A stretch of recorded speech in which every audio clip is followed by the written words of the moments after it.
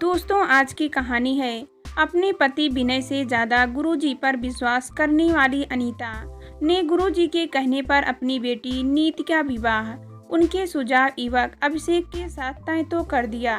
मगर मैं कुछ नहीं जानती। आज मुझे आश्रम जाना है। नाश्ता बना दिया है। दिन का खाना ऑफिस की कैंटीन में कर लेना या फिर गुरुजी के आश्रम में लंगर करने आ जाना। अनीता ड्रेसिंग टेबल के सामने तैयार होते हुए बोली, आज मेरी मीटिंग है। इतना समय नहीं होगा कि मैं लंच के लिए कहीं जा सकूं। मीटिंग कितनी देर चलेगी कुछ पता नहीं। विनय परेशान होते हुए बोला। 45 वर्षीय अनीता कंकर स्वभाव की महिला है। हर वक्त लड़ने के मूड में रहती है। फिर चाहे घर हो या बाहर, लड़ने का कोई मौका नहीं चूकती। पति विनय और बेटी नीत उनके सामने चुप रहने में ही अपनी भलाई समझते हैं। पड़ोसी से उसे ज्यादा मुंह नहीं लगाते हैं। पूरी कॉलोनी में लड़किन के नाम से बदनाम है। घर में कोई महरी नहीं टिक पाती। कोई ना कोई इल्जाम लगाकर महीने 2 महीने में भगा देगी। साल भर बाद फिर कोई नई मिली तो बहला फुसला कर काम पर रख लेगी और फिर 2-4 महीने में शक के बिना पर उसे बाहर का रास्ता दिखा देगी। ऐसे एक से बढ़कर एक विषय गुड़ भरे हैं उसमें। पैसों को दांत से पकड़े रहती है। क्या मजाल पति की जो उससे पूछे बिना 1 रुपया भी खर्च ले। सुबह ऑफिस जाते समय गिनकर रुपए देगी और फिर शाम को उनका पूरा हिसाब लेगी। पति सरकारी अफसर है मगर घर में उसकी चपरासी की भी हैसियत नहीं है। पता नहीं अपने शौक कैसे पूरे करता है। शायद कुछ ऊपर की कमाई हो जाती होगी या फिर जिनका ऑफिस में उससे काम पड़ता होगा वही उसके शौक पूरे कर देते होंगे।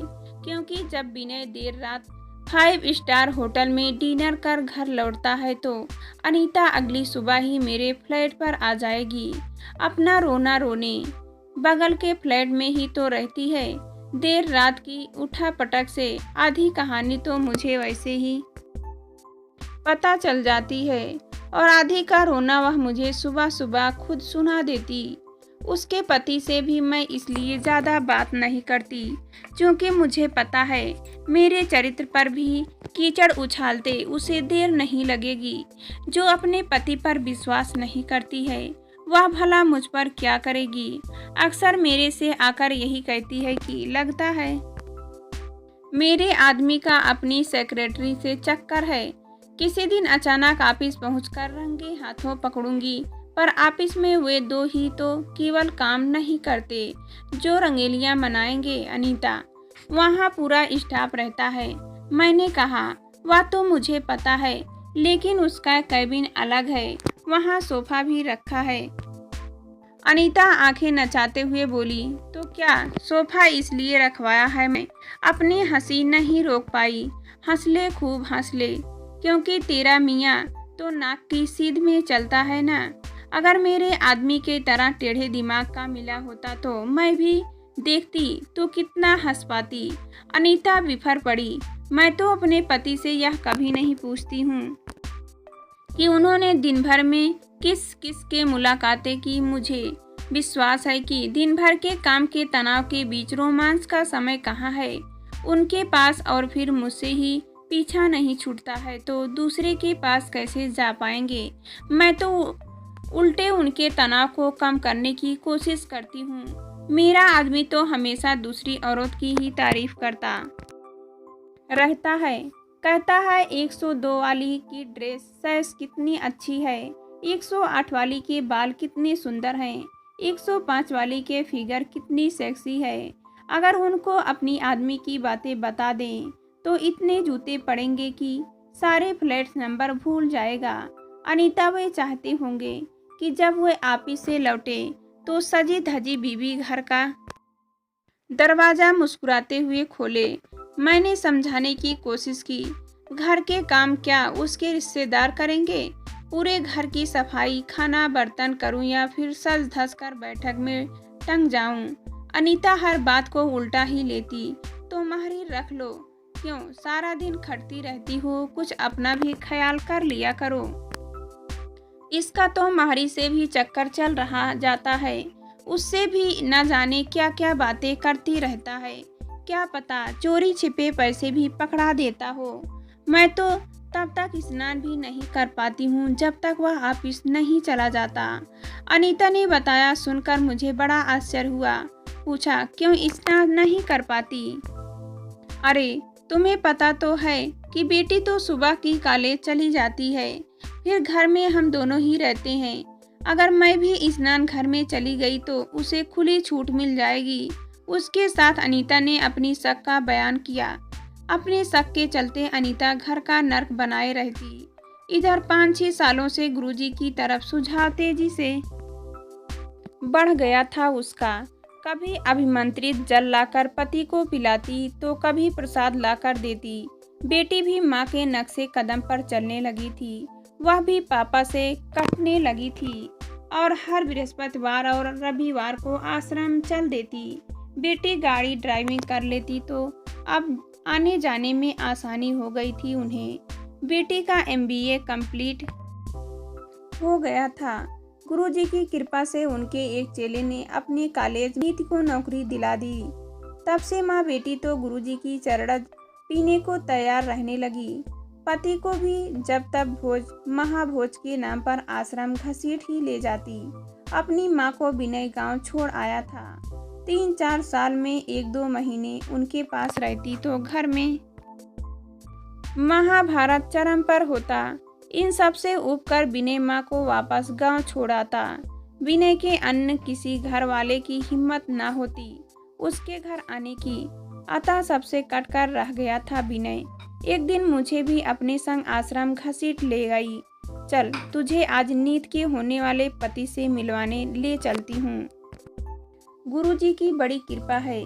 बड़े होनहार युवक से हमारी बेटी का रिश्ता तय करवा दिया गया है।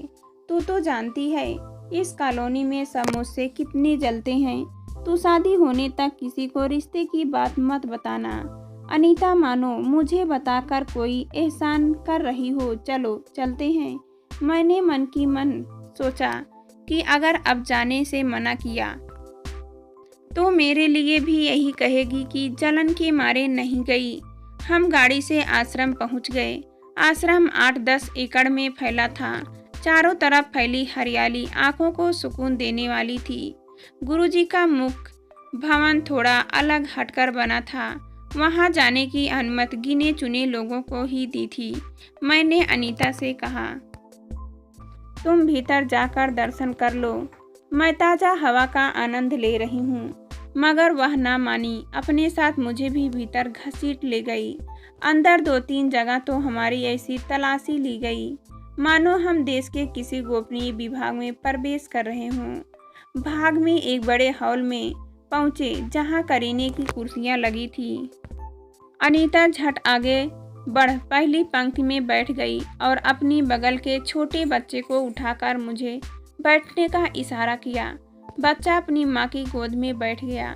मैं चुपचाप अनीता की बगल में बैठ गई।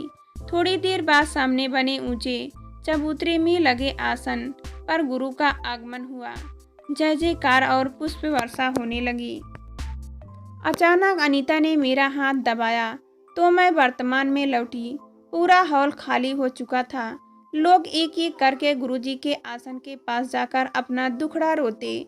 कुछ सलाह मशवरा होता और गुरुजी किसी का माथा चूमकर तो किसी के हाथ चूमकर अस्वरत कर रहे थे। वह कृतज्ञ हो बाहर चला जाता। अनीता सबके जाने के इंतजार में थी। आखिर में उठी, मुझसे भी चीखा। मैं जड़वत हो गई कि कोई पराया पुरुष मेरा स्पर्श करे और वह भी मेरी मर्जी के बिना। मुझे गंवारा न था।